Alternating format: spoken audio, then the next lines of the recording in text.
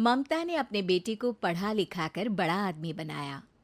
अब वो शहर में अपने परिवार के साथ रहता है। एक दिन ममता का बेटा रोहन अपनी पत्नी आलिया से कहता है, अरे आलिया, सुनो, माँ अब से गांव में नहीं रहेगी।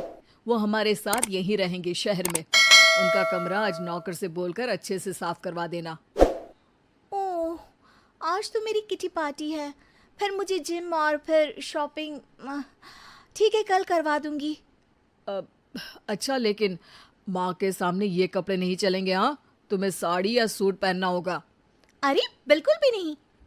मेरे मम्मी पापा ने इतना पैसा लगाकर शादी इसलिए नहीं की थी कि मैं अपनी मर्जी के कपड़े पहन ओढ़ भी ना सकूं। अरे चलो, गुस्सा मत हो, लेकिन कुछ दिन तो माँ की खुशी के लिए कर सकती हो ना। लेकिन आलिया मानती नहीं। माँ आती है सिंपल सी साड़ी, झोला और चप्पल पहनकर। अरे रोहन, मैं इनके साथ कैसे रहूंगी? मेरी फ्रेंड्स क्या कहेंगी? ये तो पूरी गंवार लग रही है। आलिया, माँ गांव में रहती थी इसलिए ऐसी हैं। तुम आज ही माँ के साथ जाकर उनकी पसंद की शॉपिंग करवा देना। इनके साथ घर के अंदर रहना मुश्किल है, बाहर तो मैं कभी भी ना जाऊं। माँ, ओ माँ। हाँ बेटा। वो माँ को ले जाने के लिए उनका हाथ पकड़ता है कि अरे माँ, तेरे हाथ अभी तक इतने कड़े हैं, तूने इसका कोई इलाज नहीं किया? अरे बेटा, इसका कोई इलाज नहीं। वैसे भी मुझे कोई शर्म नहीं कि मेरे हाथ मुलायम नहीं है, क्योंकि इन्हीं हाथों से मेहनत कर मैंने तुझे बनाया है बेटा। अगले दिन। माँ, मैं ऑफिस जा रहा हूँ। कुछ लाना हो तो आलिया को बोलकर फ़ोन करवा देना। रोहन के जाने के बाद, आप ना आज कमरे में ही रहिएगा, घर में पार्टी है, मेरी सहेलियां आ रही हैं, मैं उन लोगों के सामने आपको नहीं ला सकती हूँ। ठीक है बहू, लेकिन तुम कहो तो मैं कुछ खाने को बना दूँ तुम लोगों की पार्टी के लिए। वो लोग सिर्फ कॉन्टिनेंटल या थाई फूड ही खाते हैं। कोई बात नहीं, कभी इंडियन खिलाने वाला कोई मिला नहीं होगा ना। मैं बनाकर कमरे में चली जाऊंगी। जैसे आपकी मर्जी। आलिया के घर उसकी दोस्त आती हैं, पार्टी होती है। अरे वाह आलिया, ये क्या है खाने में? बड़ा ही स्वादिष्ट है यार, इसकी रेसिपी मुझे चाहिए। हाँ, और ये दाल, ओ माय गॉड, मैंने तो किसी 5 स्टार में भी ऐसी दाल नहीं खाई है यार। तू कुक को यहाँ बुलाना। अब आलिया घबरा जाती है। हाँ हाँ हाँ, क्यों नहीं। माँ जी जरा बाहर आइए।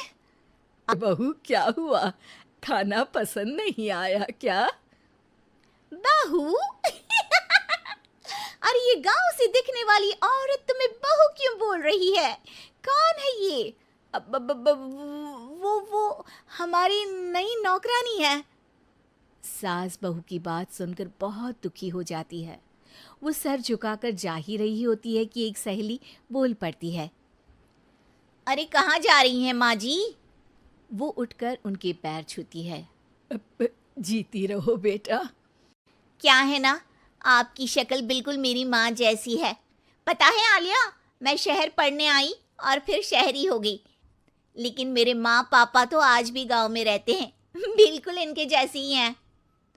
आप यहाँ बैठिए ना आंटी, आप सच में बड़ी खूबसूरत है और आपके हाथ का खाना तो लाजवाब है। काश ये मेरी सास होती। सभी सहेलियां सास को घेर कर बैठ जाती हैं और उनसे खाने की रेसिपी पूछ रही होती है कि तभी घर की बेल बजती है और रोहन आता है। अरे क्या बात है, आज आप लोग हमारे घर में? और ये लोग तो मुझे आलिया से ज्यादा माँ की सहेलियाँ लग रही हैं। क्या ये आपकी माँ है? लेकिन आलिया ने तो कहा कि ये उनकी नौकरानी है और इन्होंने भी नहीं बताया। वो नहीं बताएंगी, क्योंकि उनके लिए बच्चों की इज्जत और उनकी खुशी सबसे पहले है। मुझे माफ कर दो, मुझे इन्हें तुम लोगों से मिलवाने में शर्म आ रही थी कि तुम लोग क्या कहती। अरे अब तो हमें शर्म आ रही है कि तुम हम लोगों की सहेली हो। हाँ, जो माँ जैसी सास को नौकरानी बोले वो हमारी सहेली नहीं हो सकती। आलिया की तरफ से मैं तुम लोगों से माफी मांगती हूँ। उसने जो कहा उसके लिए मैं उसे माफ करती हूँ। अब तुम लोग भी उसे माफ कर दो, क्योंकि अगर तुम लोगों ने उससे दोस्ती तोड़ी तो फिर मेरे हाथ का खाना कैसे खाओगी? नहीं नहीं आंटी, जरूर आएंगे, लेकिन अब आलिया की नहीं बल्कि आपकी सहेली बनकर।